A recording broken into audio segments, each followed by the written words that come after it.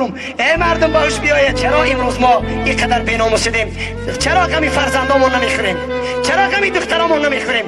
ما پدرای دروغگوی هستیم، مادران خیانتکار هستیم. در روز قیامت دختر وقتی خدا نپرسه که کنی فلانی دختر چرا نماز نخوندی، دختر چی میگفت است؟ خداوندا چرا مرا مادری مسلمان ندادی؟ مرا بسطت میکرد، مرا کوچگر نمیکرد، دروغ نمیخری. همین مردمی که در اینجا حضور دارن دختراشون خودتون یومکه میخرید، خودتان بروک میخرید، پول میتید در زناتون. من نمیدون امروز ما با کدام نصیب باشه میفهمونم، لیکن امروز مردی تاجیک درونش پر است فسق و فجور شده است، عقیده کفری شده است.